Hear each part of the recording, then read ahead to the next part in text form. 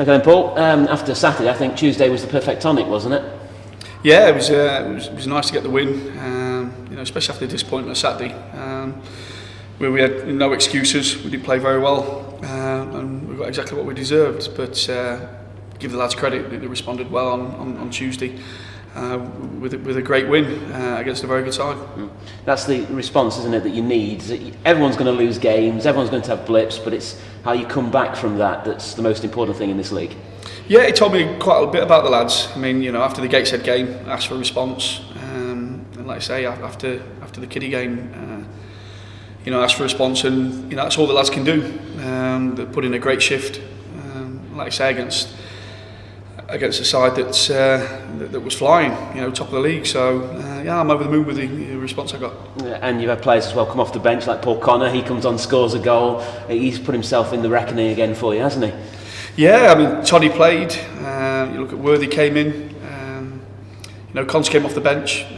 I've said for a long time now that these players are going to be so important for us. Not because I see them as fringe players or anything else. Realistically, they're all first 11 starters. But for one reason or other, they've been a little bit unlucky. Cons, he's been the model pro in training. He's come on. Didn't just take his goal well, but worked extremely hard for the side on Tuesday. As did Bowley, as did Worthy. Everyone did really well. You look at the league table; it is beginning to take shape a little bit. If you look at the top half, they're probably pretty much everyone you'd expect, apart from Braintree and Barrow, really. No, well, when we went down to Braintree, I was so impressed with them as a side, and I think it'll be with Braintree just how strong their squad is. The first 11 is a match for anybody in this league, and could beat anybody in this league. They've got some great ingredients in there, great spirit, great desire levels. But it'll be interesting to see just how strong they are when the injuries and suspensions start. But everybody at this stage are where they are, on credit. It'll be the teams now that can keep consistency. And keep going, can keep grinding out results. I think that they'll be there at the end of the season. How's it going injury-wise? It's been pretty good, hasn't it, last couple of weeks, getting closer and closer to a full squad? Yeah, I would say closer and closer to the full squad. We lose 3 through suspension on Saturday. We had some little niggles on Tuesday night, but nothing serious. But like I've said, this is not about your first 11 in any level of football. It's about how strong your squad is. And when injuries and suspensions start, you need good replacements. If you want to be successful, that is to come in and to try and maintain your the run. But yeah, I mean we've got good players that we've got Nails that's going to be missing, and Foots that's missing, and Briscoe. Taking 3 players out of the side that are very, very influential. But we'll have people that can come in and do a good job. So whatever the result on Saturday, it won't be because we put replacements in there. I think replacements is probably the wrong word, if I'm honest. Other members of the squad in. It'll be because we've played badly or we haven't gone into it with the right mindset. There was no Kendrick on Tuesday. What was the reason behind that one? I just wanted to freshen things up. I thought he needed a breather. I thought Meikle needed a breather. I was touch and go whether Housey needed a breather, but if I'm honest, Housey just showed me that whenever I start and probably doubt him, or when I think he's getting tired, he puts in a performance like that. Your man Mark possibly the best player at this level of football in Fowler, and probably switched off and probably was a little bit sloppy for Fowler's goal, but he took a massive ingredient away from them on Tuesday night, and it's jobs like that sometimes go unnoticed, but Housey did a tremendous job and came back to me, or at me, with the kind of performance I expect from him. Tom Naylor, second red card of the season. He's not played many and he's got 2 red cards. The first one earlier on in the season, I think everyone pretty much admitted it was there and was probably justified. But Tuesday seemed a little bit harsh, didn't it?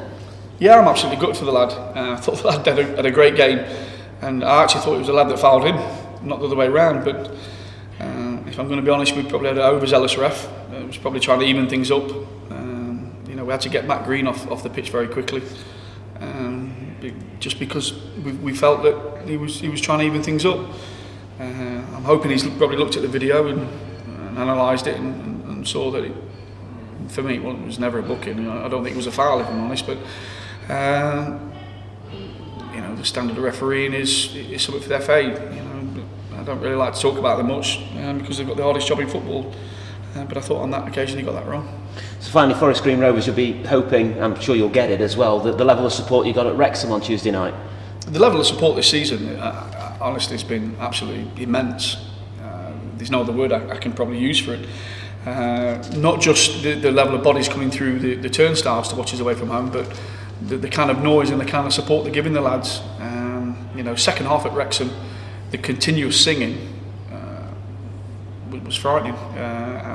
I've said it along, and I know I keep repeating myself, but I'm sure that both parties are playing off each other now. I think the supporters play off the players, and the players play off the supporters. And I think it's what I ask for when I come to the club, that the supporters would get behind the team and the club and try and push it in the right direction. And they've done exactly that. Okay, now Alan, if there's ever been a roller coaster week, I think we've just had it at Mansfield Town, haven't we? Yeah, you can never say there's a dull moment, to be fair, when it comes to Mansfield, but I think that's sort of something that sort of been a thing of sort of the past, what's gone on at the football club. We've been so up and down. Just trying to get consistency is the key, obviously. Good teams and promotion teams are built on being consistent, so there's hopefully something we can build on from Tuesday night, really. It seems to be at the moment, if you get a 3-0 defeat, it's the kick up the backside you need. Twice you've responded brilliantly this season from that. Yeah, we've had some tricky games, to be fair, and sort of when you put in a performance like we did first half, especially against Kidderminster, everyone's sort of disappointed in the club and outside the club as well, and it hurts when you go home after a weekend and you sit there sulking on a Sunday. The only way you can put things right is obviously a Tuesday night game, but when you obviously go into places like Wrexham, who are up the top and have been on a good run and are a fantastic team, you always think it's going to be hard, but going there and winning 3-1 fills you with confidence, but then you've got to make sure that you don't think you've arrived, like the gaffer sort of sometimes mentions as well, and you set your standards and give everyone the same amount of respect and effort and determination in each game. Saturday must have been a head scratcher for you, because you didn't really seem to do much apart from pick the ball out of the net 3 times. Yeah, I mean, it's one of them games, I think that, so like I said before, something Mansfield has had where we've got 1-0 down and we sort of crumble, and there's a bit of an edginess in the air as well with the fans. And I think the whole thing just creeps to get one, then the second comes, then everyone's lost their head, and once the third's in, everyone's thinking, right, ref blow the whistle, let's just move on to Tuesday night's game, really. So it's disappointing, but you can look at the positives and say the second half we played fantastic, and the keeper made 2 or 3 decent saves to keep the score at 3-0. But like I say, I put that to bed, went to Wrexham and turned in a fantastic display.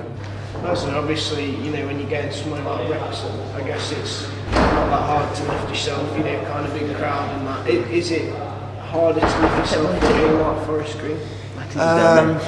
It can be, to be fair. I mean, sometimes you always take the surroundings into consideration. I mean, when you turn up at places like your Braintrees, whatever, you think, I'm not going to swear, but you think this ain't going to be a great day, to be honest with you. The pitch ain't the best, the stands are not great. Do you know what I mean? There's not many people there, so you have to sort of, as a player, lift yourself. And when you've been used to sort of fairly big crowds, you sort of had that bit of a motivation behind you, and it's hard sometimes when you go into it. There's no atmosphere. It's a bit of a reserve sort of fixture type atmosphere, pretty similar like Darlington's atmosphere that they have at their games. But as a player now, I've sort of come to grasp how to get on with them sort of games now. It's a nice little stadium still, to be fair. They probably don't have the biggest crowd, so I mean, so you just got to go into each game and take the positives out of it and concentrate on them and concentrate on your own performance as well as the team's. Okay then, Paul, it must have been great to get back on the score sheet on Tuesday night. Yeah, it was. It was nice to get on the pitch and, like you say, score, and especially it was an important goal as well, as we were under a little bit of pressure towards the end. It was vital, wasn't it? Because you got 3-1 injury time, and everyone can just relax then, can't they? Yeah, it was a big game for us, going into that, and on the back of Saturday and getting a reaction like we did was fantastic from the boys. And what sort of goes through your mind with it? What goes through your thought process when you're there and you're bearing down on the keeper like that, injury time, and it's a vital goal that's coming up? You don't really think about it, to be honest. It's you just got to keep relaxed and just make sure you put it in. Lads will give us a bit of stick saying I scuffed it in, but I'll take that, to be honest. What about the season so far? Would it be fair to say it's been a bit frustrating so far for you? Yeah, I mean, you can ask any player, they want to be out there on the pitch and playing, but the lads have done fantastic. Sometimes you've got to take a step back and say we've had great results, and you've got to be patient. You've got to make sure when you do get the chance, you're ready. Can you understand the philosophy that Paul Cox has got? I mean, he's been pretty straight down the line, isn't he, with the players, and he's been consistent with his thing that if you're doing well and you're playing well, you're in the team. Yeah, definitely. I mean, the run we've been on, I think we've lost two in the first 10, 11 games. It's a great run, and we've played some good stuff as well. So, but like I said there, you've got to make sure you're ready. If you're not in the team, you've got to make sure you're ready, you train hard, and you're ready physically and mentally when you come in. And the practice matches and all that sort of thing, you've got to make sure and remind the gaffer that you're still there. Yeah, you've got to do everything right. That's what I've done. Haven't sulked or anything, just got my head down and made sure I'm ready. A different attitude to, say, Carlos Tevez in midweek. What's your view on that as a fellow striker who has been on the subs bench? Yeah, I mean, you don't know what's going on, but what's coming out of there, it's not right, is it? You can't go on like that. He's getting good money. He's doing something he loves, and to refuse to go and help your teammates. I know if I'd done that here, I wouldn't be able to come and get changed in the same dressing room. It's not on. It was bad for the game. What about Mansfield's season so far? 5th in the table at the moment, and it's going pretty well, isn't it? Yeah, but we can't get carried away. We've had a good start. That's all it is. It's a start, and there's a long way to go. But I think this year we seem a lot more mentally strong. We've come back off like I said before, a defeat against Kidderminster, and to come back to the league leaders and go and get a win. It's great character. But it's consistency now. It's going to Forest Green and make sure we're strong there and get something there. Completely different atmosphere, isn't it? Wrexham's always an oppressive place to go and play, and Forest Green will be a bit quieter, shall we say, but it brings its own sort of difficulties, doesn't it? Yeah, it was a tough place. I think we got beat there last year, so we know how hard it's going to be. There's not much atmosphere.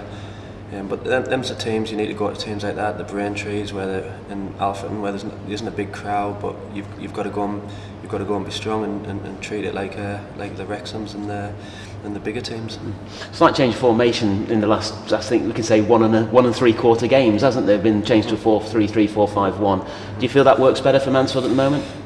I wouldn't say it works better. I think the 4-4-2 worked. The 5 games we went on the winning run, I just think sometimes you've got to change the formation to suit the game, and that's what the manager's done. He'd done it well the other day, and it worked. But I wouldn't say any formation's better than the other.